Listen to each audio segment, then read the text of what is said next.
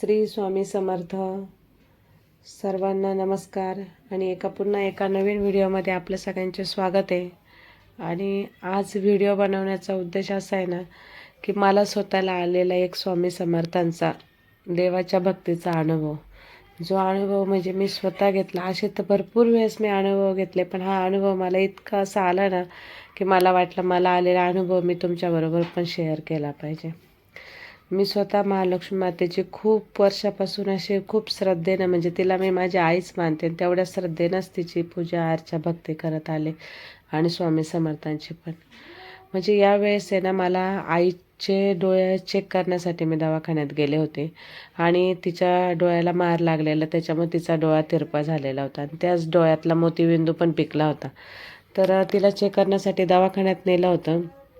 तर डॉक्टरांनी सांगितलं होतं की आम्ही खात्री नाही देऊ शकत की त्यांना परत या डोळ्याने दिसेल किंवा नाही दिसेल. त्यांची या डोळ्याची नजर परत येऊ शकते किंवा येऊ पण शकणार नाही. आम्ही या गोष्टीची खात्री देऊ शकत नाही, पण मोतीबिंदू पिकला आहे म्हणून ऑपरेशन तर करावं लागेल.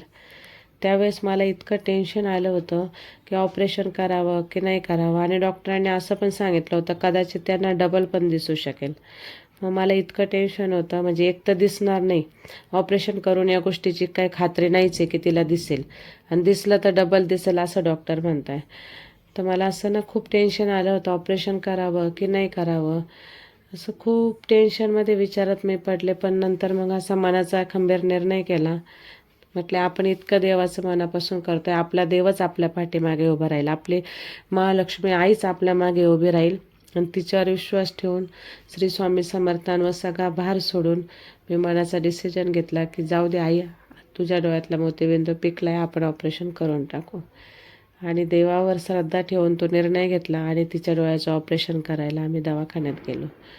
डोळ्याचं ऑपरेशन पण व्यवस्थित झालं, तिची जखम पण लवकर व्यवस्थित भरून आली.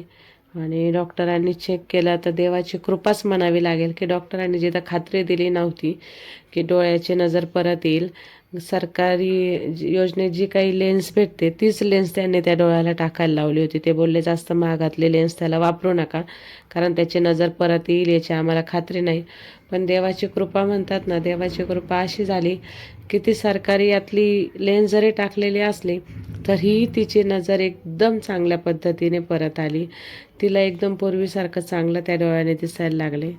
आणि मग मी मनात म्हटले, देवा तुझेच आभार, तू आहे म्हणून सर्व काही आहे. म्हणतात ना, फक्त चांगलं कर्म करा आणि देवावर पूर्ण श्रद्धा ठेवा. देव कधीच कोणाचं वाईट करणार नाही. आपण सगळे त्याचीच लेकरं आहे ना, तो का आपल्याशी वाईट करेल शेवटी.